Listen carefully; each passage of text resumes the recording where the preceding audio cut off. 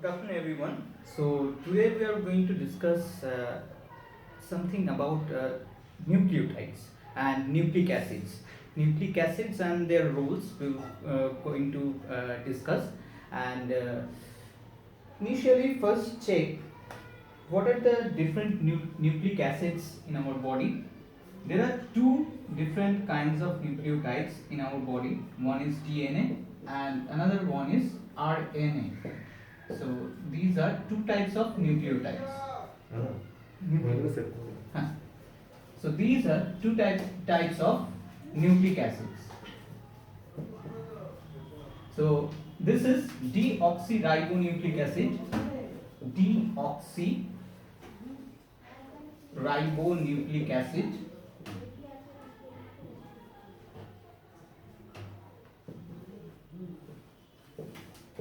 and this one is only ribonucleic acid.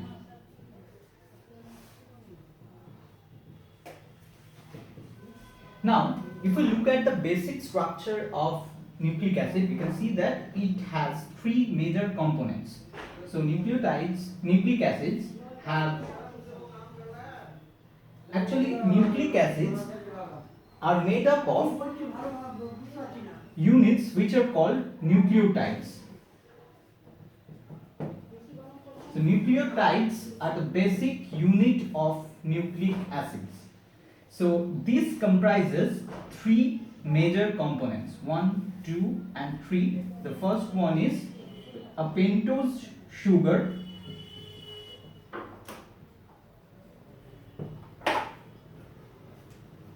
which may be either ribose or deoxyribose in nature. In case of DNA, the pentose sugar is of deoxyribose kind, and in case of RNA, the pentose sugar is of ribose type. And next one is the phosphate group,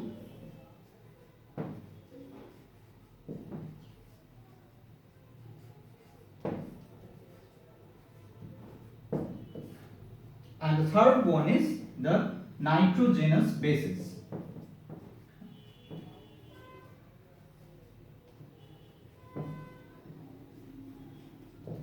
So the structure is something like this.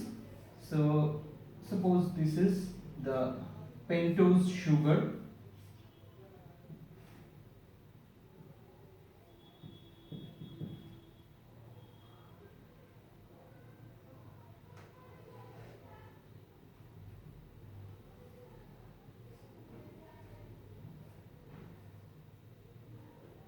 this is the phosphate group,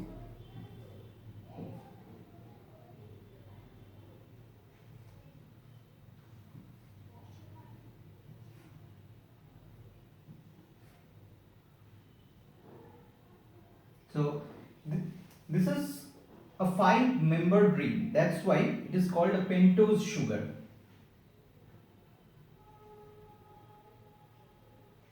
This is the C1, first carbon, this is the second carbon, this is the third one, this is the fourth one, this is the fifth one. In case of DNA, the second carbon contains, in case of RNA, the second carbon contains a OH group, but in case of DNA, it lacks the OH group. Instead of that, it contains an H group only. So this is in case of RNA, and in case of DNA, it contains only hydrogen. As the OH group is not present in DNA, that's why in DNA that sugar is called a deoxyribose sugar. Next, I am coming to the phosphate group. Actually, due to the presence of the phosphate group, the DNA structure becomes slightly acidic. That's why the DNA or RNA is slightly acidic in nature due to the presence of the phosphate group. Next is the nitrogenous bases. Here the nitrogenous bases are present in two bases in the nucleotide structure. So these nitrogenous bases in DNA or RNA can be of two types. What are they? They can be either purines or maybe pyrimidines or pyrimidines. So adenine and guanine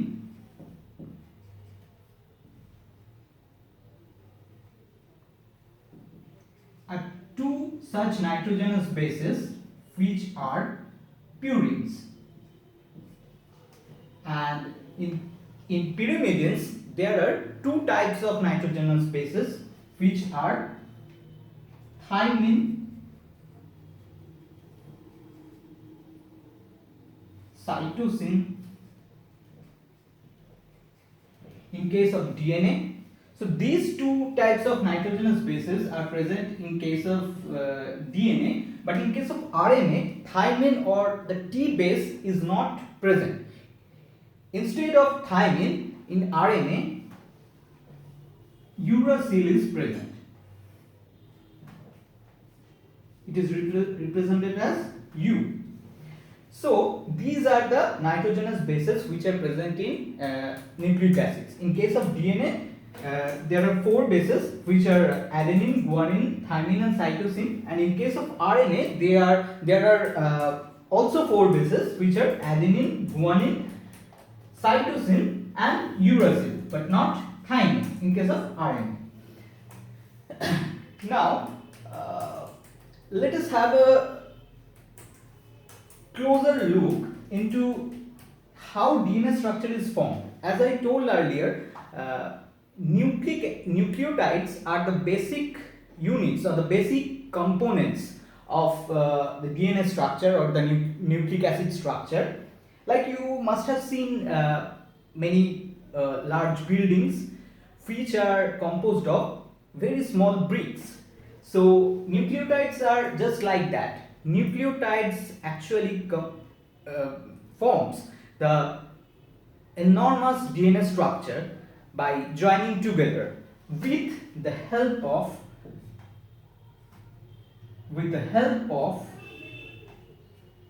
the phosphodiester bond. With the help of phosphodiester bond.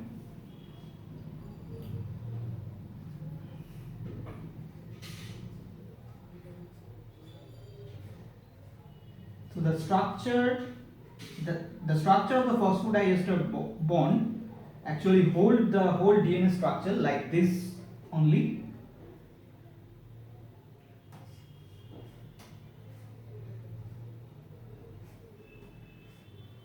So this is the subsequent nucleotide in the DNA chain.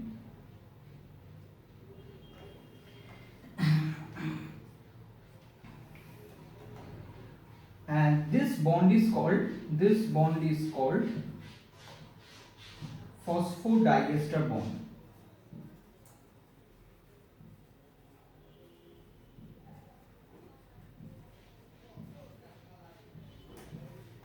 As you can see, there are two ester bonds, that's why it is called phosphodiester bond. Now if we look at the four types of bases in DNA, which are adenine, guanine, thymine and cytosine, all the bases cannot form hydrogen bonds or cannot form bonds with each other. Only adenine and thymine can form hydrogen bonds with each other, whereas guanine and cytosine can form hydrogen bonds with each other. So in case of adenine and thymine hydrogen bonds, they are bonded by the formation of two hydrogen bonds. Adenine and thymine are bonded by two hydrogen bonds, and guanine and cytosine are bonded by three hydrogen bonds. So as because there are more number of hydrogen bonds are present over here, GC bonds are considered to be more stronger than the AT bonds. So GC bonds, so the temperature needed to break the GC bonds are generally higher than the AT bonds. So AT bonds are more readily melted or dissociated rather than the GC bonds. So now I am coming to a rule which is called Chargaff's rule. Chargaff was a scientist who first predicted the total number of or the ratio of the bases present in a particular organism. So what does Chargaff's rule say?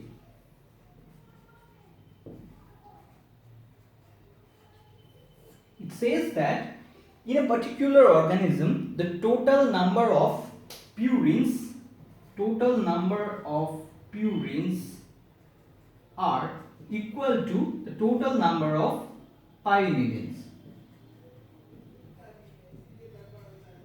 which means what are purines? I mentioned earlier adenine and guanine. These are the purines. So number of purines will be equal to the number of pyrimidines, which are thymine and cytosine. So this is the first part of Chargaff's rule. Another part of Chargaff's rule says that the ratio of the total number of adenine and thymine is 1, and the total number of guanine and cytosine is 1. So what is the basis of this rule and this rule? As I mentioned earlier, adenine forms hydrogen bond with thymine and guanine forms hydrogen bond with cytosine only. So in a particular organism, the number of adenine will always balance the number of thymine. That's why the ratio of the adenine residues and thymine residues will always become 1, and similarly G will be bonded to C, guanine will be bonded to cytosine. That's why the total number of guanine will always balance the total number of cytosines. So this was the Chargaff's rule.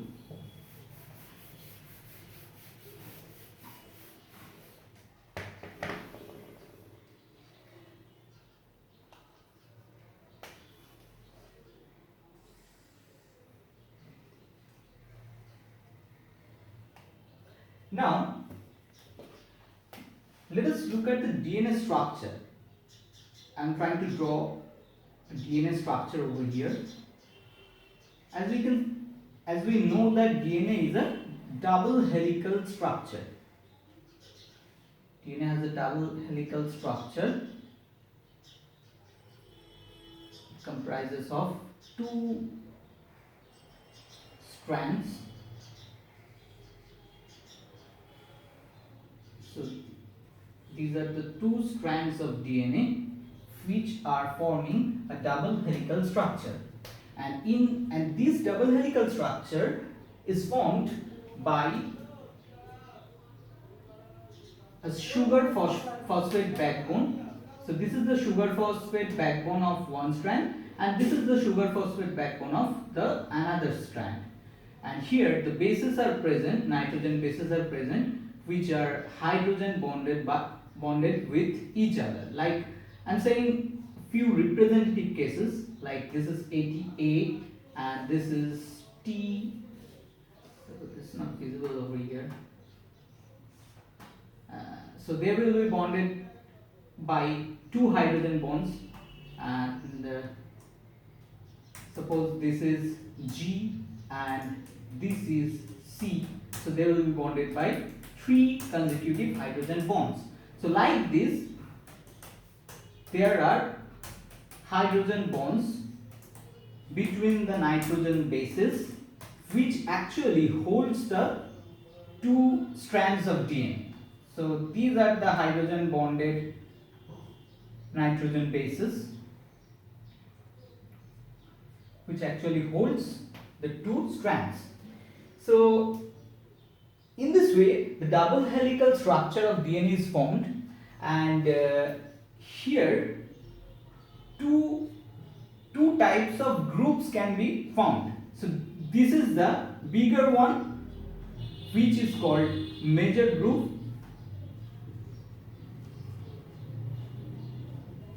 and this is the smaller one, which is called a minor group.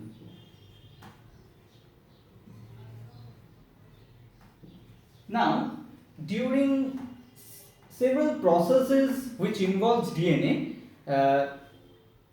many enzymes are needed, like DNA polymerase or RNA polymerase, which actually uses DNA as a template, and these enzymes actually require these major groups. Those enzymes actually sits over here in the major group, and they catalyze their respective functions. So in the DNA double helical structure, a few things to be noted, like rise per residue.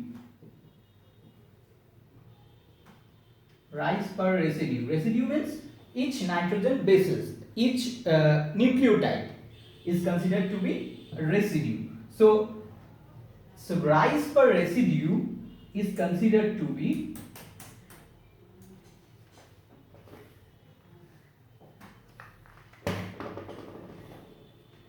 3.4 angstrom in DNA.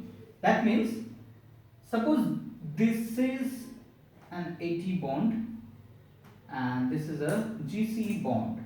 So the rise between A and G will be the subsequent A and G will be 3.4 angstrom. And in this structure, in this double helical structure, from this to this point is considered to be a complete turn, because from here to here the DNA strand, that both the strands are completing a full revolution. That's why it is called a complete turn in a DNA double helical structure. So in this turn there are total 10 residues are present. Residues means here we are implying the nitrogen bases.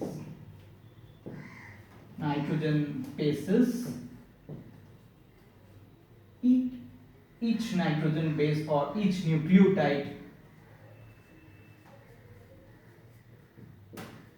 can be considered as a residue. So there are 10 such residues within a particular turn. So the length of each turn, each turn will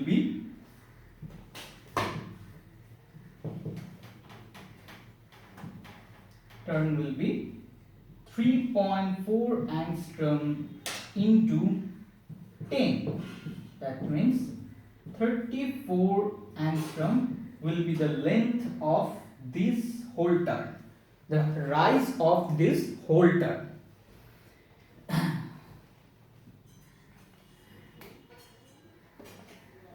Let me clean this one.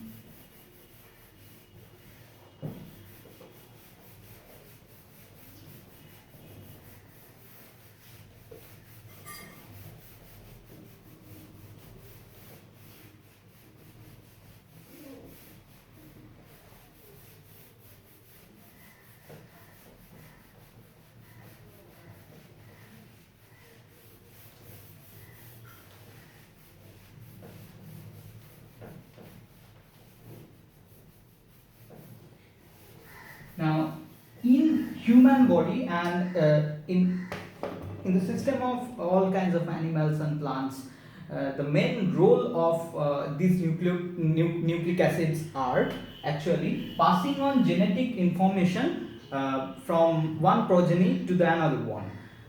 So in case of the human system, nucleic acids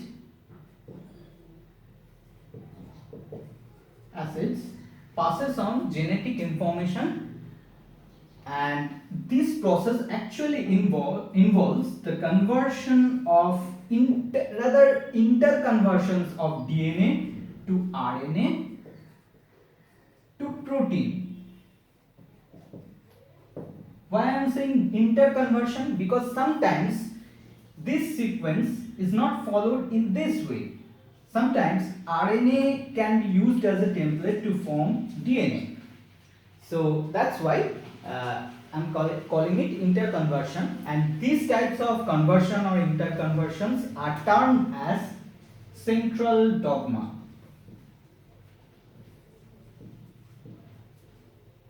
So this is the interrelationship between DNA, RNA and protein in a particular system. So the conversion of DNA to RNA is catalyzed by an enzyme which is called DNA dependent DNA polymerase, and this process is termed as DNA replication.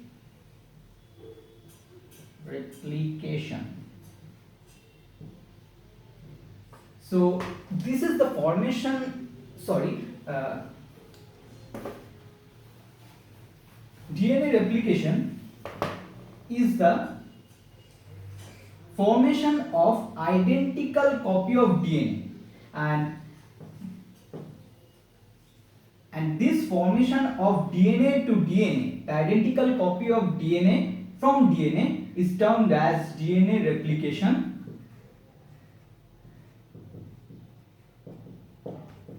And this is catalyzed by the enzyme which is called DNA dependent DNA polymerase. And this process, where DNA is converted to RNA, this process is called transcription. And this is catalyzed by an enzyme which is called DNA dependent RNA polymerase. What is the difference between these two enzymes? This is, we are calling DNA dependent DNA polymerase, because here the template is also DNA and the final product is also DNA. So it is called DNA dependent DNA polymerase. And in this case, in case of transcription, the template is DNA, but the final product which is being formed from DNA is RNA. So we are calling the enzyme DNA dependent RNA polymerase. Okay. So sometimes DNA can be formed from RNA also, in the reverse direction. So as because it is formed in the reverse direction, in the unconventional way, so it is called reverse transcription.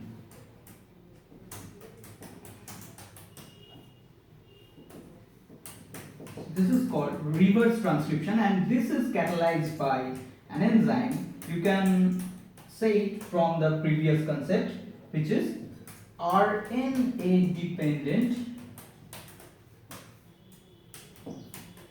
DNA polymerase. It can be observed in several viruses like HIV virus, even in SARS-CoV-2 also. So it is called RNA dependent DNA polymerase because here the template is RNA and the final product which is being formed is DNA. So here the DNA is formed from RNA. So this DNA is also called cDNA or complementary DNA.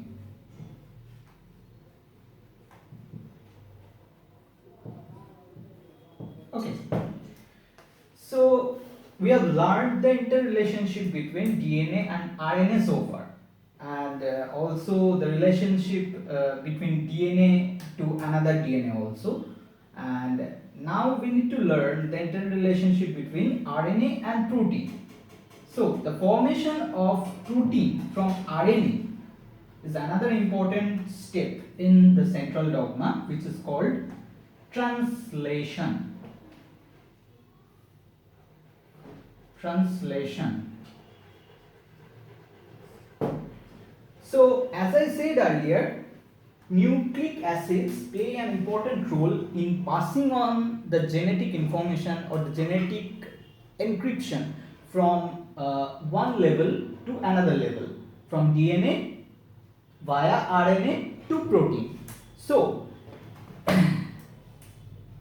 RNA is like an intermediate language, like you are translating some language to another.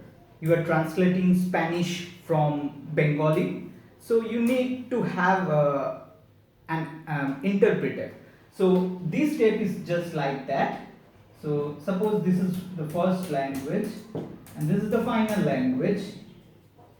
So this is like an interpreter.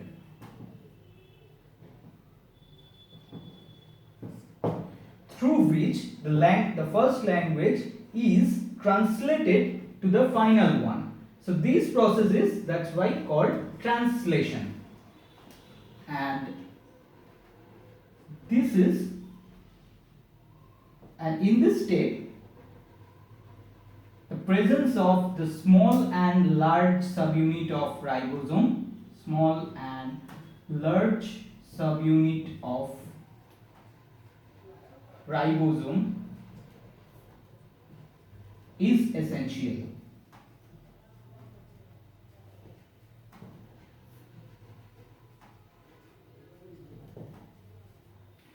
Okay, so this is the central dogma, which is the interrelationship between DNA, RNA and protein. Now we'll try to have a closer look into each of these processes.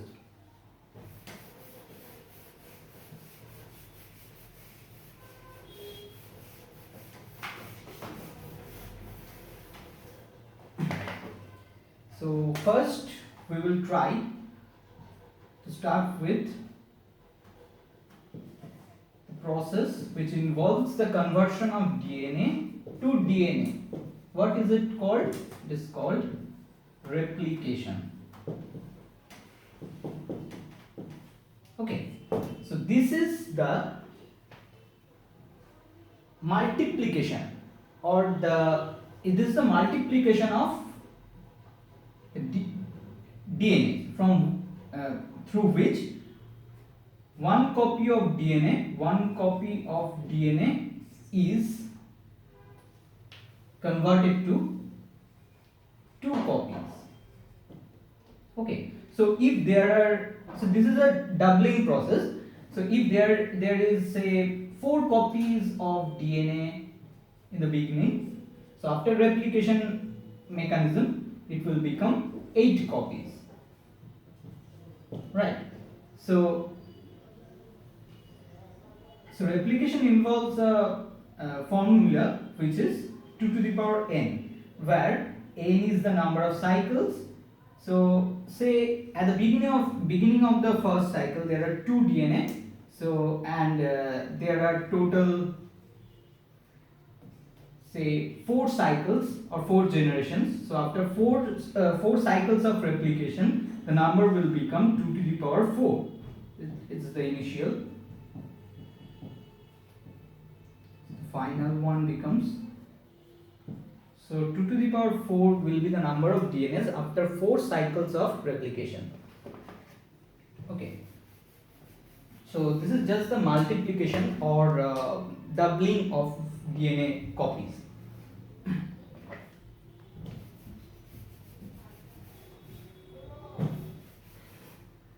Now the replication process uses DNA as a template and some enzymes like topoisomerase,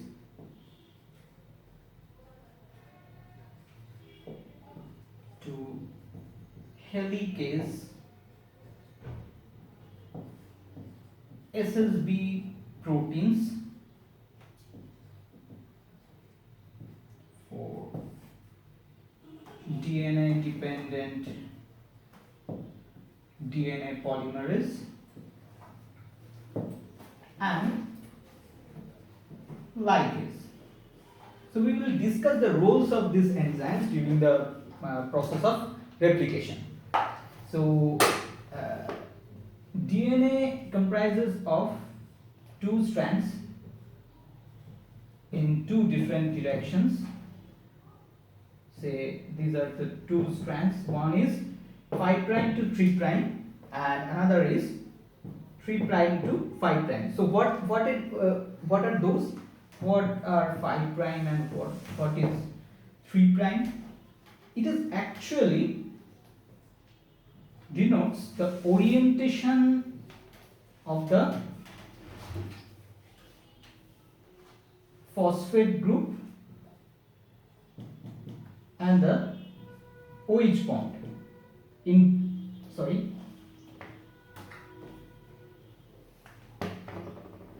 and the OH bond in DNA.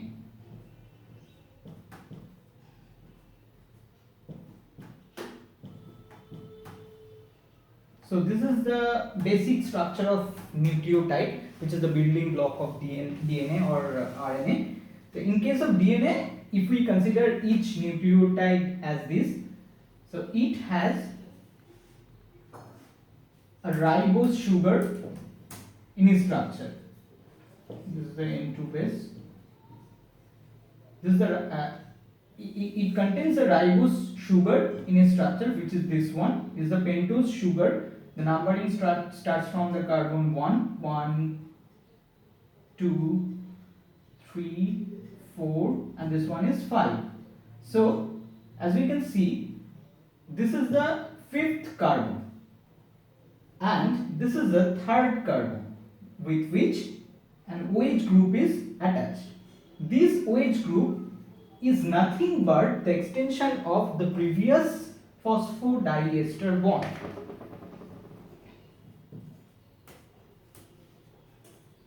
Okay, so this is like this.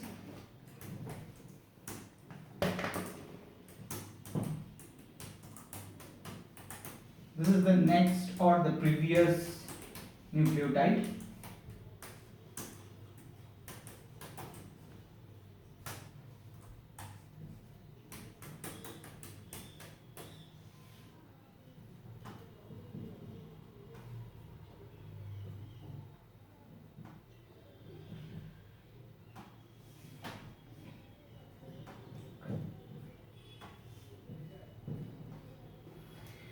So here we can see the 5th carbon is attached to the phosphate group, and the 3rd carbon is attached to the OH group, which is nothing but the extension of the previous phosphate group.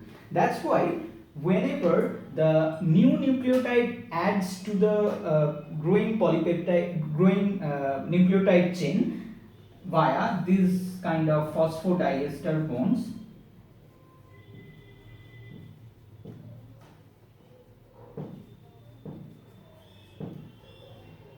the DNA chain always elongates in the direction of 3 prime because the OH group is present in the 3 carbon, and the 5th carbon or the 5 prime carbon actually holds the phosphate group of the previous phosphodiester bond, and that's why the DNA elongation actually occurs in the direction from 5 prime to 3 prime, from 5 prime to 3 prime.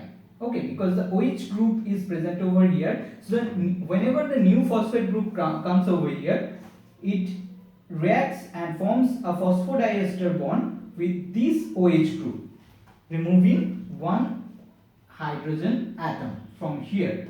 So That's why the DNA is always elongated from 5 prime to 3 prime direction. So this is the annotation of these numbers. So DNA is comprised of two different strands. One is 5 prime to 3 prime, another is 3 prime to 5 prime. So during the initiation of replication, initially topoisomerase, this enzyme, what does it do? It unwinds the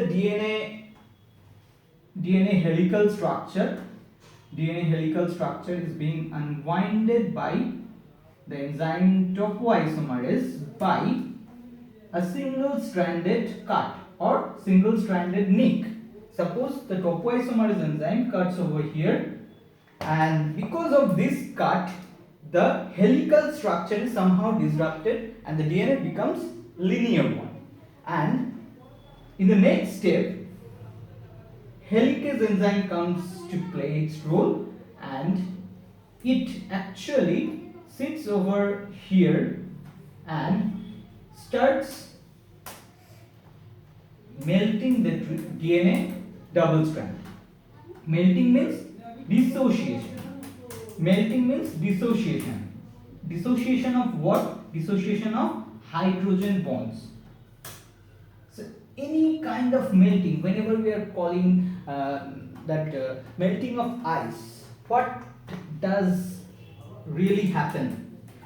Actually, the hydrogen bonds are broken. The hydrogen bonds are dissociated or melted, which is called melting. Similarly, in case of DNA strand also, we can use that term melting, which is catalyzed by the enzyme helicase.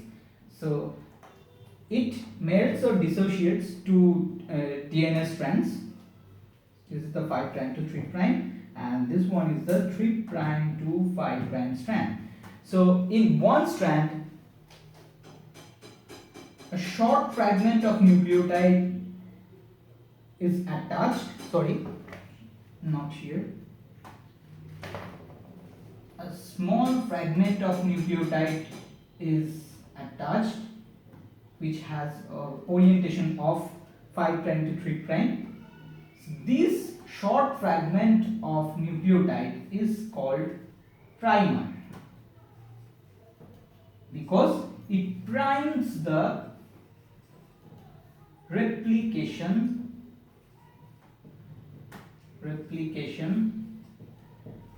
chain elongation, nucleotide chain elongation, primes replication or the nucleotide chain elongation.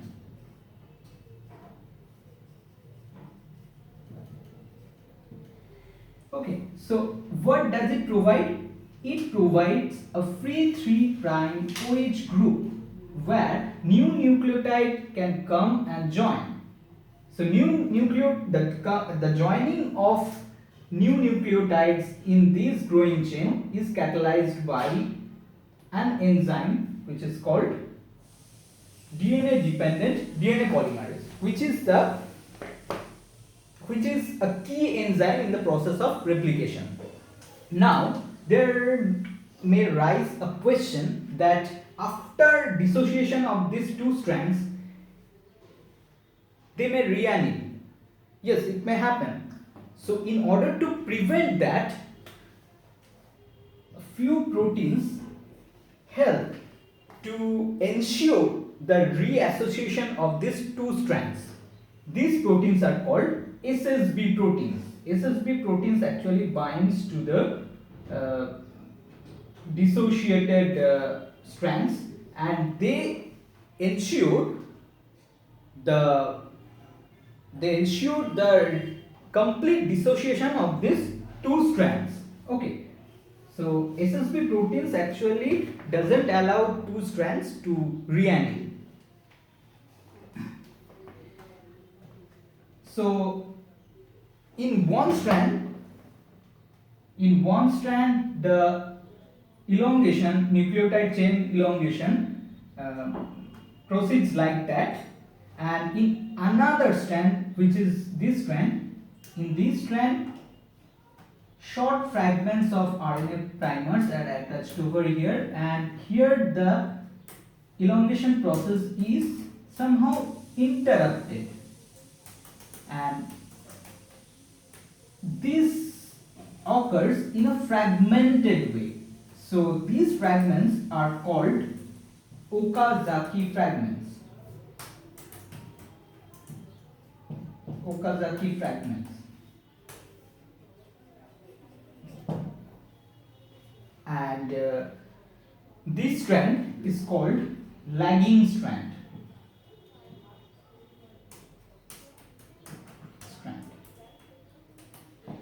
And in the previous strand, where the DNA replication occurred in continuous manner, that is called leading strand.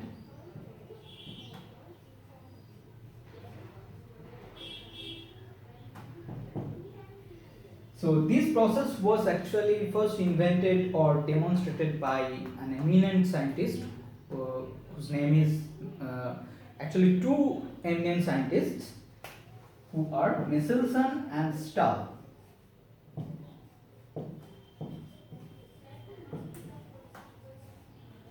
They first proved this process, and they also proved that DNA replication is actually semi-conservative.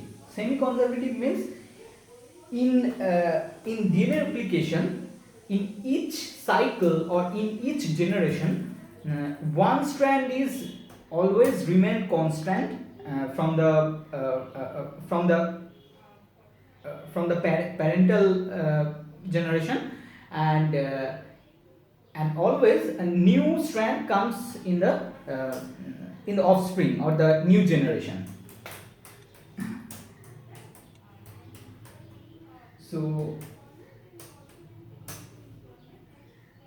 So as I mentioned earlier, in leading strand, the process continues in a continuous manner, and in the lagging strand, the DNA replication process continues in a fragmented manner. So after the finishing, after the completion of this fragmented DNA synthesis, like this,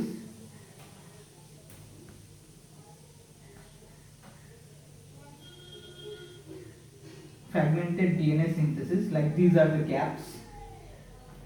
These gaps are filled by an enzyme which is called ligase. Ligase actually joins subsequent OH group to the subsequent phosphate group. Okay. So these gaps are joined by an enzyme ligase. So this is how the total DNA replication process is carried out in human or in a particular organism.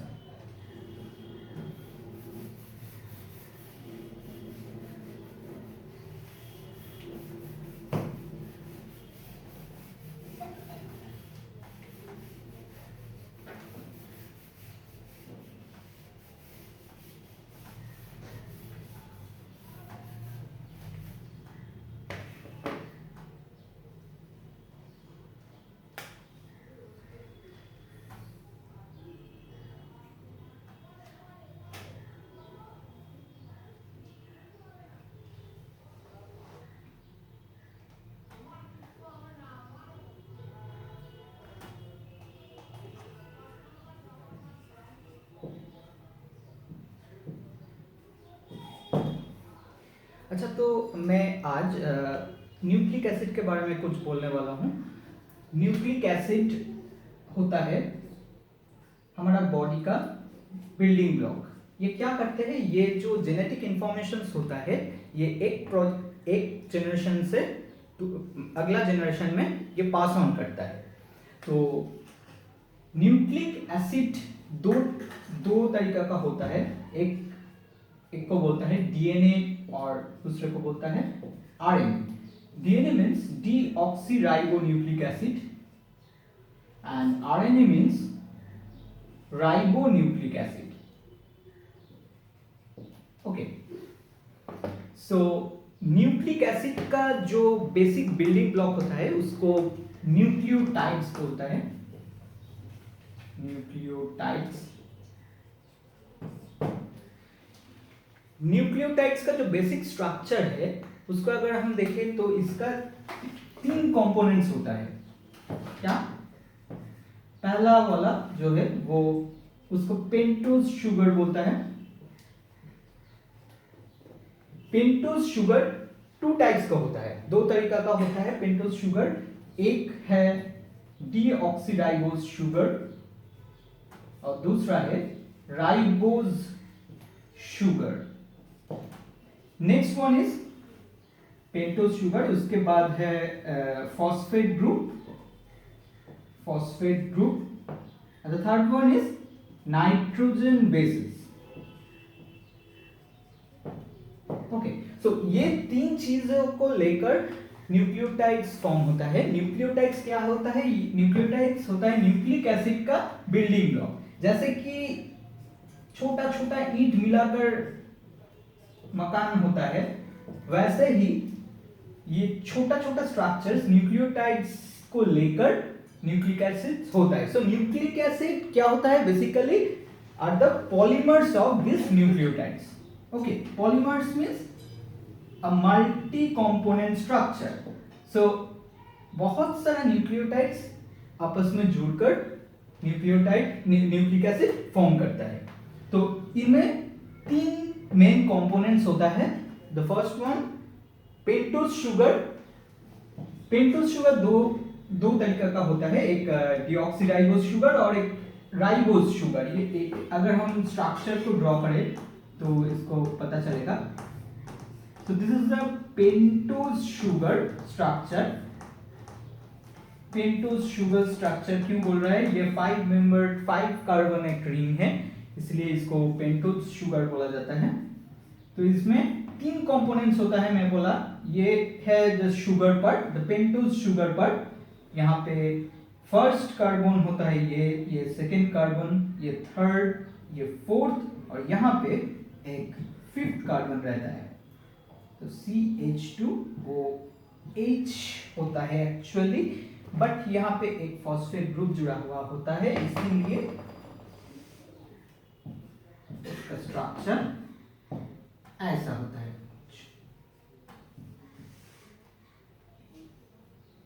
Okay, यहाँ पे एक OH group रहता है जो important होता है क्योंकि ये 3 प्राइम OH ग्रुप है। इसका बहुत ज्यादा इंपॉर्टेंस होता है इस स्ट्रक्चर में। क्या होता है मैं बाद में बोल रहा हूं।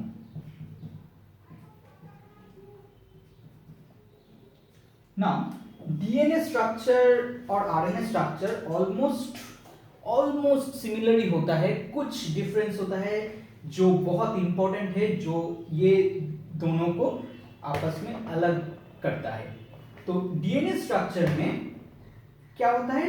जो सेकेंड कार्बन होता है उसके साथ कोई भी OH ग्रुप नहीं रहता है। एज बिकॉज वहां पे कोई OH ग्रुप नहीं रहता है, उसको डीऑक्सीराइबोज शुगर और डीऑक्सीराइबोज राइबोन्यूक्लिक एसिड कहा जाता है। और आरएनए स्ट्रक्चर को हम अगर देखें तो ये जो कार्बन एटम होता है, सेकेंड कार्बन एटम, इसके साथ एक OH ग्रुप रहता है, और यहाँ पे OH ग्रुप रहने के लिए इसको राइबोज शुगर बोलता है। ओके, सो आरएनए और डीएनए का जो बेसिक न्यूक्लियोटाइड स्ट्रक्चर होता है वो ऑलमोस्ट सिमिलर है, सिवाय ये वाला। ओके, सो ये है एक डीएनए स्ट्रक्चर। अगर इसको हम आरएनए स्ट्रक्चर करना चाहता है तो यहाँ पे एक OH ग्रुप पे रहना पड़ेगा। और एक डिफरेंस होता है जो आरएनए और डीएनए को अलग करता है, वो है यहाँ का nitrogen bases. These are the nitrogen bases. ये डीएनए का नाइट्रोजन बेसेस और आरएनए का नाइट्रोजन बेसेस अलग होता है। डीएनए का जो नाइट्रोजन बेसेस होता है वो चार तरीके का होता है। एक को बोलता है एडेनिन,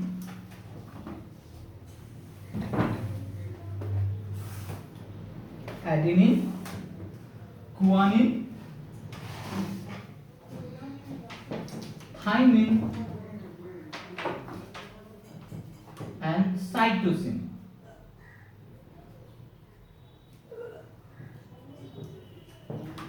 तो ये डीएनए का 4 नाइट्रोजन बेसेस। आरएनए का जो नाइट्रोजन बेसिस होता है वहां पे थोड़ा डिफरेंस होता है। क्या? वहां पे ये जो थायमिन बेस है डीएनए में वो आरएनए में नहीं रहता है, उसके जगह एक दूसरा नाइट्रोजन बेस रहता है, वहां पे उसको यूरासिल बोलता है, यूरासिल, और उसको यू से डिनोट किया जाता है। ओके, सो यहां पे एडेनिन और गुआनिन ये जो नाइट्रोजन बेस है इन दोनों को एक साथ प्यूरिन कहा जाता है, और यूरासिल और साइटोसिन को एक साथ पिरिमिडिन्स और पाइरिमिडिन्स कहा जाता है।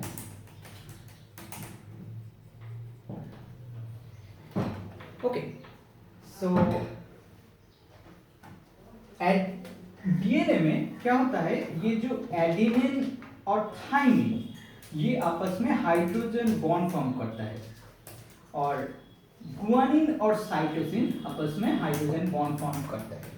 लेकिन ये जो हाइड्रोजन बॉन्ड फॉर्मेशन का तरीका है और फॉर्मेशन का जो पैटर्न है ये दोनों अलग होता है। क्यों?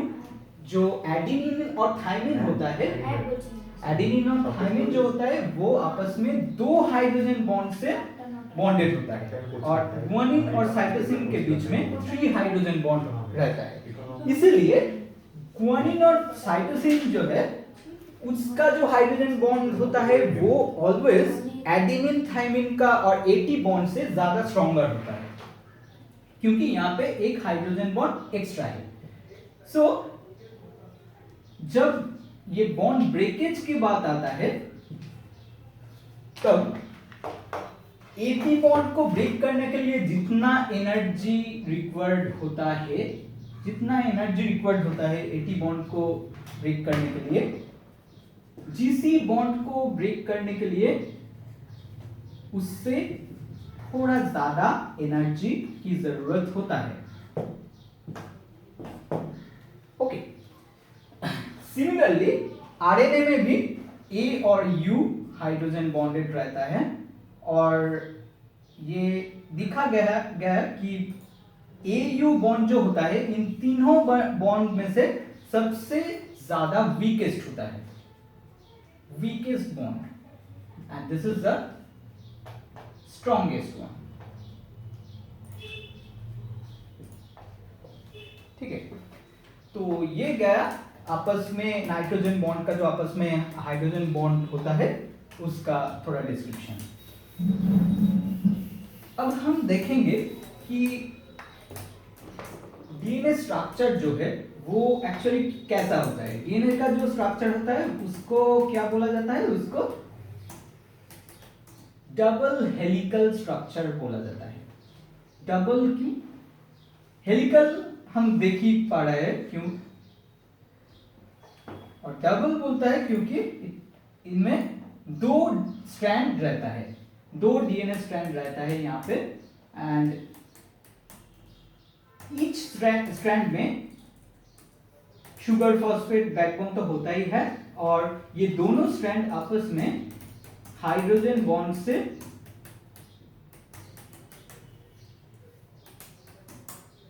बॉन्डेड होता है। तो these are the hydrogen bonds. तो ये क्या है एक्चुअली, इसको हम अगर मैग्नीफाई करके देखें तो ये एक्चुअली जो हम प्रीवियसली बताया आइदर एटी और जीसी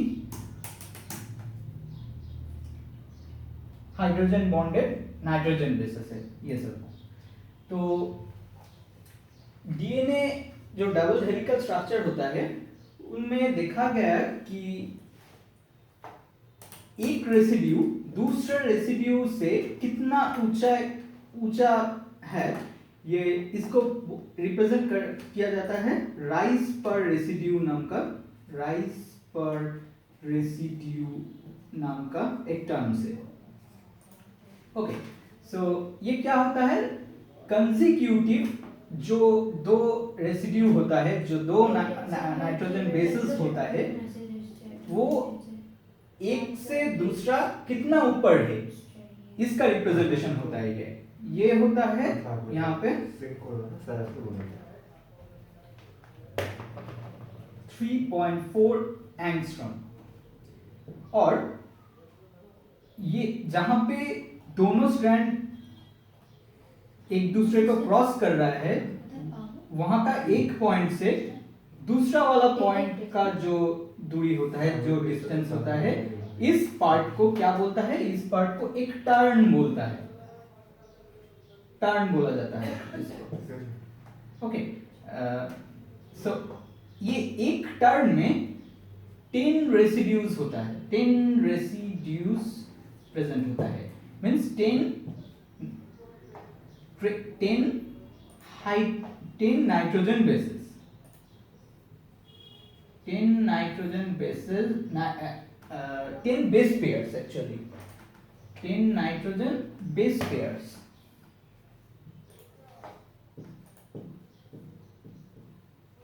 ओके, सो यहां से यहां का दूरी, एक टर्न के जो डिस्टेंस वो कितना होता है, वो हम कैलकुलेट कर सकते हैं इससे। वन टर्न का डिस्टेंस क्या होता है? 3.4 angstrom, which is the rise per residue, and in which will be multiplied by total number of residues। 10 residues है वहां पे, तो इसीलिए टोटल जो नंबर, टोटल जो डिस्टेंस होगा एक टर्न का, वो होगा 34 एंगस्ट्रॉम। ओके, सो ये होगा basic DNA structure, basic DNA double helical structure. और एक चीज यहाँ पे बोलना जरूरी है, वो है यहाँ पे हम देख रहे हैं कि दो ग्रूव्स है। ग्रूव्स किसको बोलता है? ग्रूव्स बोलता है ये जो क्लेफ्ट होता है, इसको ग्रूव बोलता है। तो यहाँ पे हम देख रहे हैं कि 2 टाइप्स का ग्रूव है। यहाँ पे एक बड़ा वाला ग्रूव है और यहाँ पे एक छोटा वाला ग्रूव है। बड़ा वाला जो ग्रूव होता है उसको मेजर ग्रूव बोलता है, मेजर ग्रूव इसको बोलता है। और यहाँ पे जो छोटा वाला ग्रूव होता है उसको माइनर ग्रूव बोलता है।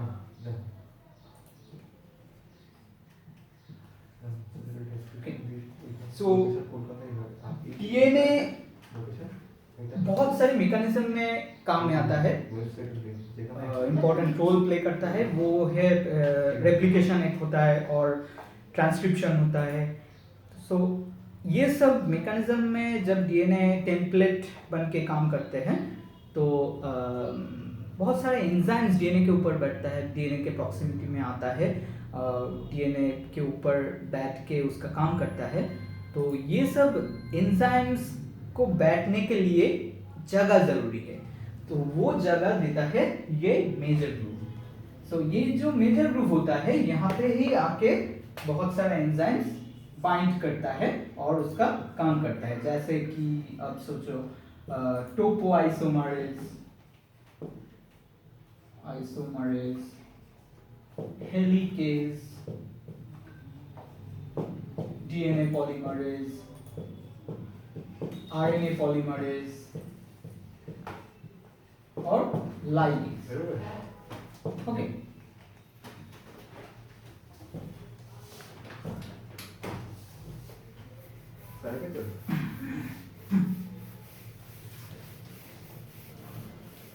अच्छा,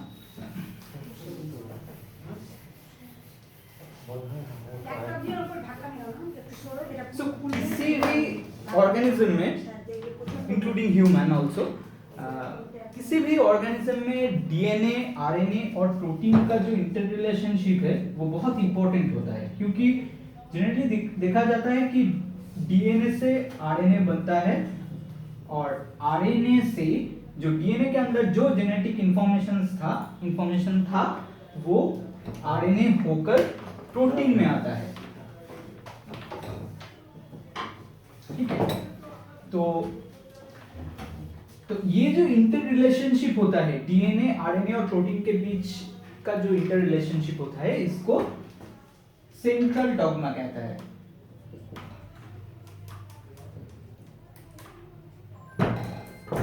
ओके, सो डीएनए का जो इंफॉर्मेशन वो आरएनए में आता है as a process which is called transcription,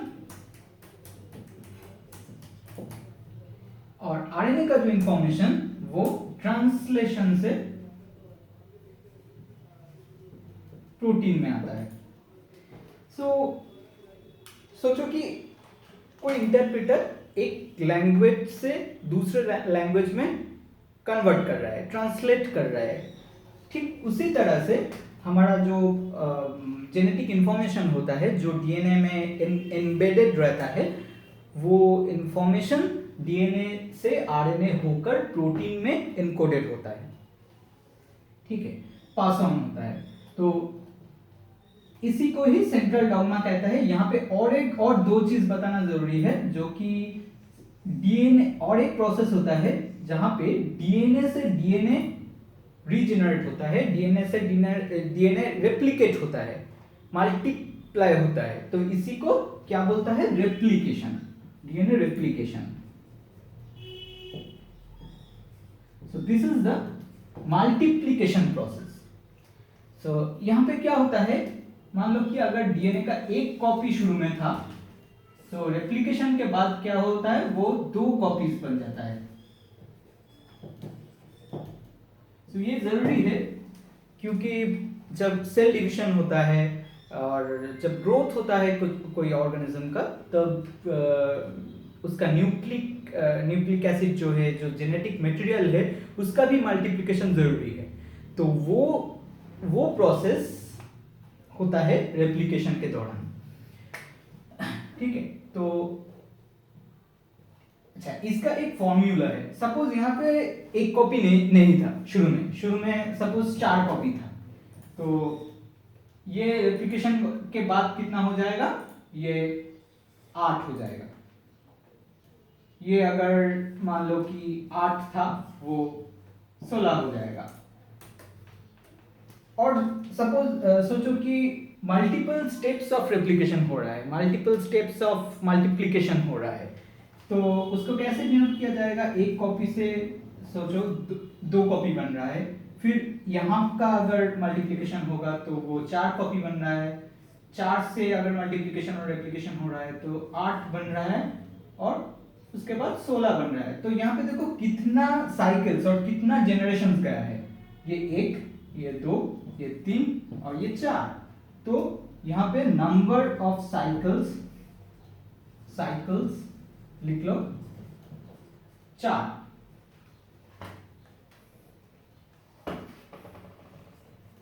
और जो अब माने पहला जो साइकिल था, उसके बाद कॉपी नंबर कितना था? इनिशियल कॉपी नंबर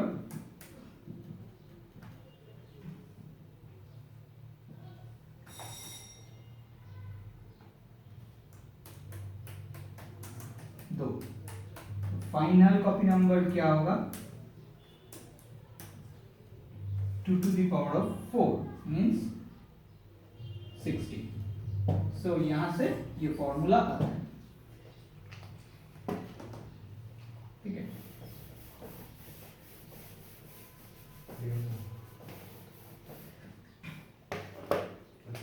अच्छा, यहाँ पे और एक चीज बताना जरूरी है, वो है कि ये जो नॉर्मल ट्रांसक्रिप्शन होता है, वहां पे क्या होता है? डीएनए से आरएनए बनता है, और ये होता है जो एंजाइम के जो एंजाइम ये करता है, उसको क्या बोलता है? उसको बोलता है RNA DNA dependent RNA polymerase. उसको बोला जाता है डीएनए डिपेंडेंट आरएनए पॉलीमरेज। क्यों? क्योंकि ये एंजाइम जो होता है डीएनए को टेम्पलेट यूज करता है, तो इसको डीएनए डिपेंडेंट इसलिए बोला जाता है। और ये आरएनए, इसका एंड प्रोडक्ट जो होता है वो आरएनए होता है। तो इसीलिए इसको डीएनए डिपेंडेंट आरएनए पॉलीमरेज बोला जाता है। और जो रेप्लिकेशन जब होता है वो उसमें जो एंजाइम यूज होता है उसको बोला जाता है DNA dependent DNA polymerase. Why? Because यहाँ का जो टेम्पलेट होता है वो डीएनए होता है और उसका जो एंड प्रोडक्ट होता है वो भी डीएनए ही होता है। ठीक है, तो रेप्लिकेशन हुआ, ट्रांसक्रिप्शन हुआ, और एक प्रोसेस इंपॉर्टेंट होता है यहाँ पे, वो है आरएनए से डीएनए बनना। ये प्रोसेस बहुत लेस फ्रीक्वेंट होता है और ये कुछ वायरसेस में दिखा